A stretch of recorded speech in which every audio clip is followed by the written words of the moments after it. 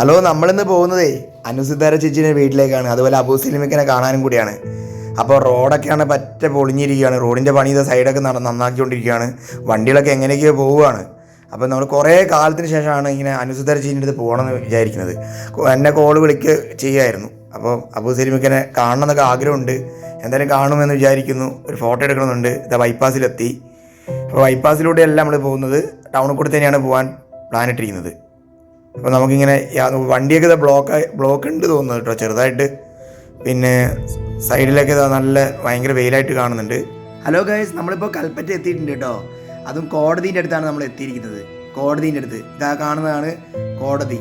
പിന്നെ അതിൻ്റെ തൊട്ടപ്പുറത്ത് തന്നെ ഇതാ നമ്മുടെ കളക്ടർ ഓഫീസും ഉണ്ട്. ബസ്സൊക്കെയാണ് ചീറിപ്പാഞ്ഞ് പോവുകയാണ്, കാറൊക്കെ. ഇവിടെയാണ് ഒരുപാട് സ്പീഡാണ് വണ്ടിയൊക്കെ.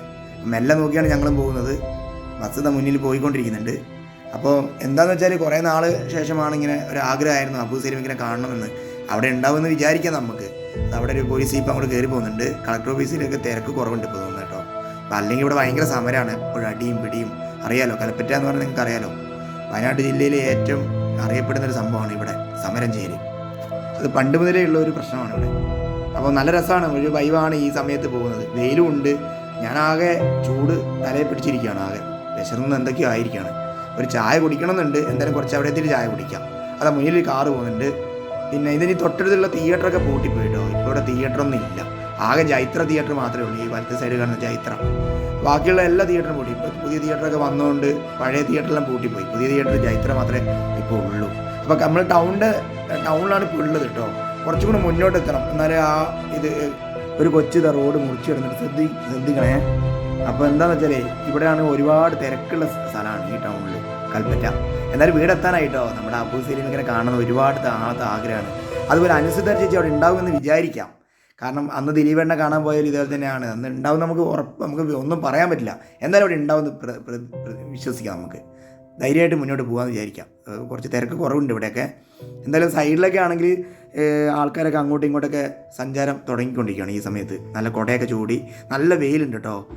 ഹലോ ഗൈസ്, നമ്മൾ അബൂ സിലിമിക്കിൻ്റെ വീട് എത്തിയിട്ടുണ്ട്. അപ്പം ഇത് അബൂ സിലിമിക്കിൻ്റെ വീട് ഇതാണ് കേട്ടോ. അപ്പോൾ അവിടെ ജീപ്പ് ഉണ്ട് സൈഡിൽ. അപ്പോൾ നല്ല അടിപൊളി വീടാട്ടോ, മനോഹരമായിട്ടാണ് അബൂ സിലിമിക്ക് ഇത് മെയിൻറ്റെയിൻ ചെയ്ത് പോകുന്നത് കേട്ടോ. പെയിൻറ്റ് ഇവിടെ ഞാൻ വന്നപ്പോൾ ഒരു കണ്ട കാര്യം, ഈ സൈഡിൽ രണ്ട് പണിക്കാർ ഇത് പെയിൻറ്റ് അടിച്ചുകൊണ്ടിരിക്കുന്നുണ്ട് കേട്ടോ. ഗേറ്റ് അടച്ചിട്ടുണ്ട്. അബൂ സിലിമിക്ക് ഉള്ളിലുണ്ടെന്നാണ് എനിക്ക് തോന്നുന്നത്. അപ്പോൾ അബൂ സിലിമിക്കാണെങ്കിൽ ട്രെക്കിങ്ങിനൊക്കെ പോകുന്നുണ്ട്. ഞാനവിടെ ചോദിച്ചപ്പോൾ ചേട്ടൻ എന്നോട് പറഞ്ഞത് അങ്ങനെയാണ്. അപ്പോൾ ആ മലയിലോട്ടുള്ള യാത്ര ഭയങ്കര ഇഷ്ടമാണെന്ന് എനിക്ക് തോന്നുന്നത് അബൂ സിലിമിക്ക്. ഹലോ ഗൈസ്, അബൂ സിലിമിക്കിനെ കാണാൻ പറ്റി. നല്ല രീതിയിൽ ഫോട്ടോ എടുക്കാൻ അബൂ സിലിമിക്ക് നിന്നു. സന്തോഷമായിട്ടോ, ഒരുപാട് നാളത്തെ ആഗ്രഹം സാധിച്ചു കിട്ടി. അപ്പോൾ നമ്മൾ അനുസിദ്ധാര ചേച്ചീൻ്റെ വീട്ടിലും എത്തിയിട്ടുണ്ട് കേട്ടോ. അനുസിദ്ധാര ചേച്ചിയുടെ ഫാദറിനെ ഞാൻ വിളിച്ചിരുന്നു. അപ്പോൾ ഫാദർ പറഞ്ഞ് ഇങ്ങോട്ട് പോരി എന്നാണ് പറഞ്ഞത്. അപ്പോൾ അനുസിദ്ധാര ചേച്ചി ഉണ്ടാവും നമുക്ക് അറിയില്ല. എന്തായാലും നമുക്ക് ഇവിടെ ഉണ്ടാവുമെന്ന് പ്രതീക്ഷിക്കും. ഹലോ, വാ വാ വാ വാ, ഇവിടെ ഉണ്ട് കേട്ടാ. അനുസിദ്ധാര ചേച്ചിയുടെ ഫാദർ ഇവിടെ ഉണ്ട്. എന്താ കഥ? ഹായ്, എന്താ വിശേഷമായിരിക്കുന്നു? ഹാപ്പി തുറക്കുക, കൂട്ടിനുള്ളിലല്ലേ. ഇതാ അനുസിദ്ധാര ചേച്ചിയുടെ ഫാദർ കേട്ടോ. ഇതാ വീട്, അടിപൊളി വീടാട്ടോ. എവിടെ വരുന്നത്? ഞാൻ പുൽപ്പള്ളി. സിനിമയ്ക്കല്ലേ? സിനിമയുണ്ട്, സിനിമ അഭിനയിച്ചു. റാണി അർദ്ധരാജ്. സുഖമായിരിക്കുന്നു. ഇതാണ് കേട്ടോ, അടിപൊളി വീടാട്ടോ. ഫുൾ അടിപൊളി. ഇതെന്താ സംഭവം? അനുസിദ്ധാര ചേച്ചി ഡാൻസ് പഠിപ്പിക്കുന്നു. നൃത്തം അല്ലേ? നൃത്തമൊക്കെ എന്ന് പറഞ്ഞു അതിനെ കുറിച്ചൊക്കെ. Navarasa school of dance and music. Navarasa school of dance and music എന്നൊരു പ്രസ്ഥാനം വീടിന് താഴെ. അപ്പോൾ അത് കുറച്ച് കുട്ടികൾ വരുന്നുണ്ട്, കുറേ സാധാരണക്കാരായ കുട്ടികളുണ്ട്. അവർക്ക് ഡാൻസ് പഠിപ്പിച്ചു കൊടുക്കും. മോള് വരുമ്പോൾ പിന്നെ വൈഫാണ് നൃത്താധ്യാപിക. ബേസിക് മറ്റോട് ഞാൻ ചോദിച്ചു, രണ്ട് മക്കളല്ല, അനുസിദ്ധാര ചേച്ചി അനിയത്തി ഉണ്ടല്ലേ? അവർ അനുസ്വനാര. അപ്പോൾ അവർ സിനിമയിൽ ഇപ്പോൾ അഭിനയിച്ചോണ്ടിരിക്കും. ഇപ്പോൾ സിനിമ കഴിഞ്ഞല്ലോ. ഇപ്പോൾ സിനിമ കഴിഞ്ഞു. കൂടൽ ബിബിൻ ജോർജിന്റെ. ബിബിൻ ജോർജ് ഏട്ടൻ്റെ. ഓക്കെ, അത് പുതിയ പടം. അത് അവരതിൻ്റെ മുന്നത്തെ തങ്കമണിയൊക്കെ എടുത്ത ഡയറക്ടറിൻ്റെ ആ പടത്തിലാണ് ഇപ്പോൾ അഭിനയിച്ചുകൊണ്ടിരിക്കുന്നത്. ഇപ്പോൾ എല്ലാവിധ ആശംസകളും നേരുന്നു. പിന്നെ ഞങ്ങൾ ഒരുമിച്ച് ഷോർട്ട് ഫിലിമിൽ ഞാൻ നായകനായ ഷോർട്ട് ഫിലിം. നായകൻ എന്ന് പറയാൻ പറ്റില്ല, പ്രധാന കഥാപാത്രം എൻ്റെതായിരുന്നു. തരളം തരളിതം തരളമേ എന്ന് പറഞ്ഞ അതിൽ സാറായിരുന്നു. അപ്പോൾ അതുകൊണ്ട് ആ ഒരു ബന്ധത്തിലാണ് നമ്മളിവിടെ വന്നത് തന്നെ.